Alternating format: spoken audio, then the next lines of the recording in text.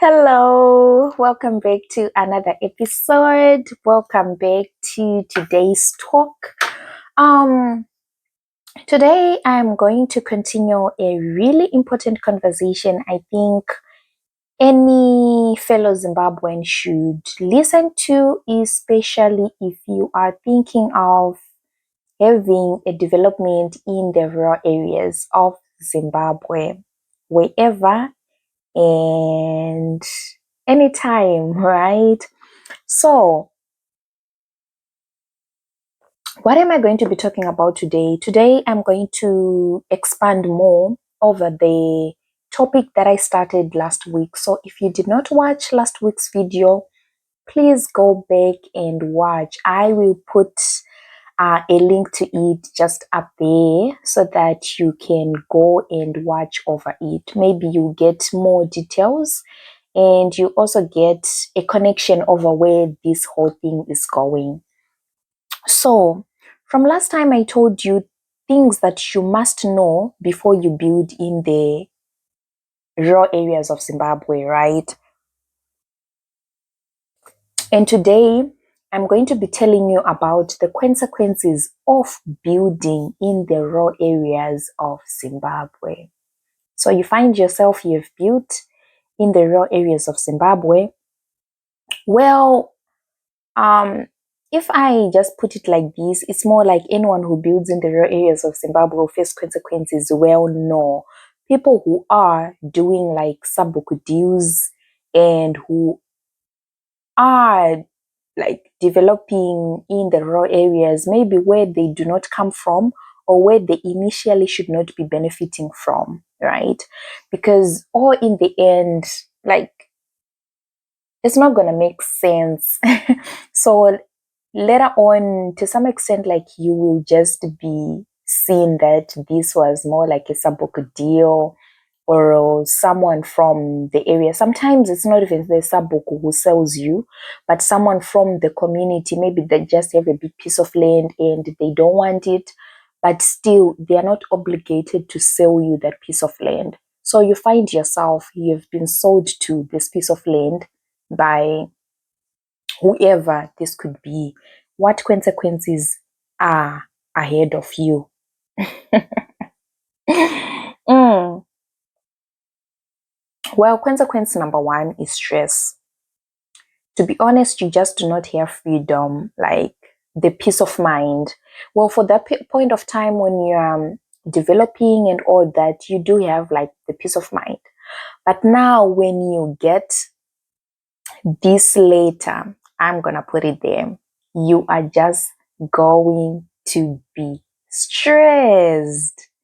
And this stress, I think, is just going to be on another level because you can imagine where you put all your investment or where you put all your dedication and your time, or maybe you now even have like maybe permanent structures or of some business that you have started, maybe like chicken run or something like that. All of a sudden you're being told it's not supposed to be where it is, it should be demolished. That's just going to be stressful on its own. And especially if you are in the diaspora and you think you have made a retirement space for yourself, and all of a sudden you will receive such a letter. To be honest, it's just stressful, and stress is just not good, right? For our health, for ourselves, and for those around us. So that's consequence number one. And well, before even just the stress, to be honest, because to some extent we have just like heard rumors about you should not develop in the raw areas illegally and all that because land belongs to the state and nobody can sell you land unless if the state is the one to sell you land, right? And you develop this piece of land. To be honest, even before the council comes to you, but as you live every single day of your life, you just do not have that peace of security over the investment that you're doing.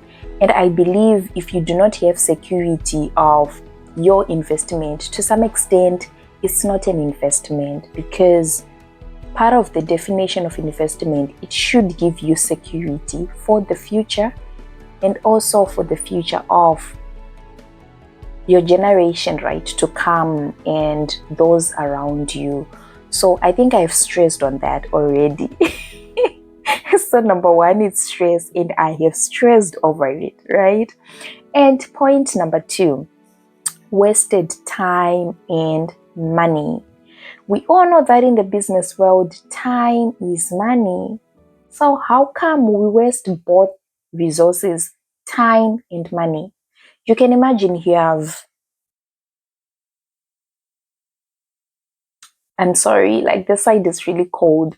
Like you have taken, it could be even just a year to build some structures.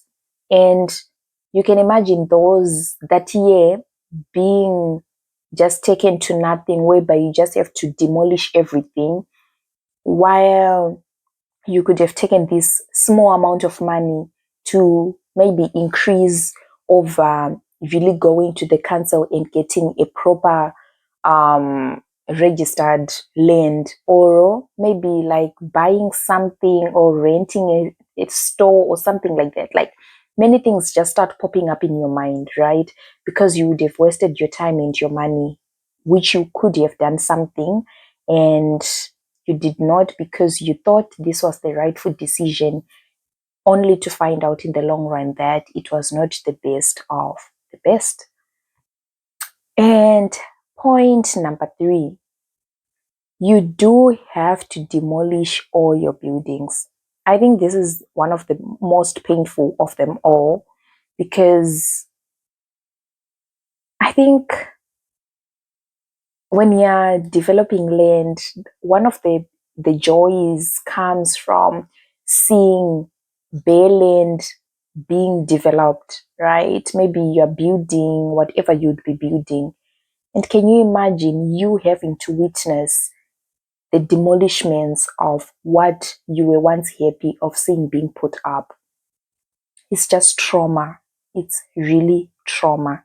So, and you are only given like 1 month of you to like demolish all the things that you would have built. They literally state this sentence like, you have to retain the land into its natural state. Oh my god, I think it's just like, yeah, it's really, really difficult. It's really difficult, especially if you thought you were now secure and all of a sudden you're being put in the situation of feeling like you are on fire. And for sure, to some reason, like you will be on fire. So yeah, just, yeah, be careful. And the last point I have for you today is it also comes with an expense. The expense of demolishing, one, two, because the demolishments are done at your own expense.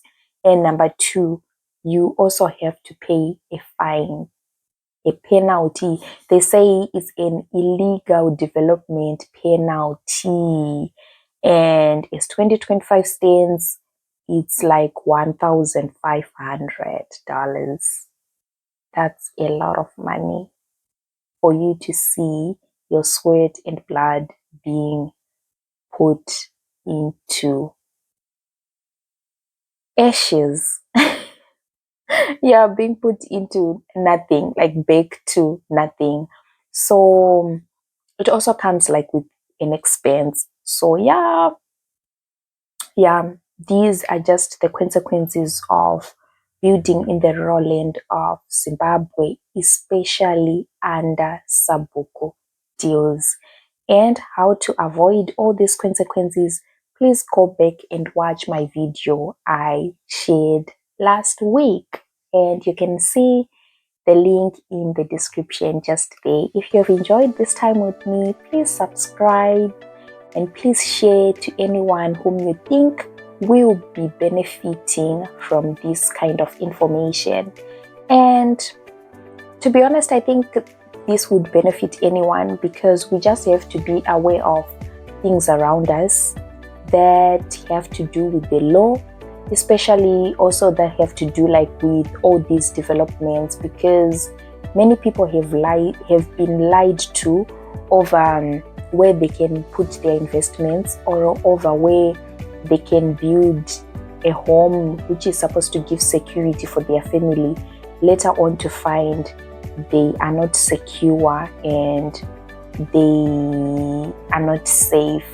So yeah, my family and friends, my fellow Zimbabweans, especially those in the diaspora, really please take time to dig deep, to make your researches before you just put your investments, because I really know how it is working abroad, trying to make some dreams come true, yet to find out that maybe you would have worked for nothing. That would be something I really don't wish anyone to go through.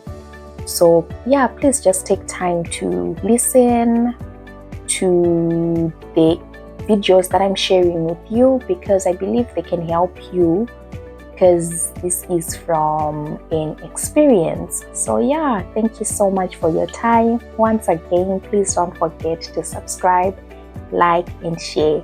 Till we meet again, please make safe investments that will benefit you and your family and your generations to come, and that will benefit Zimbabwe. Bye.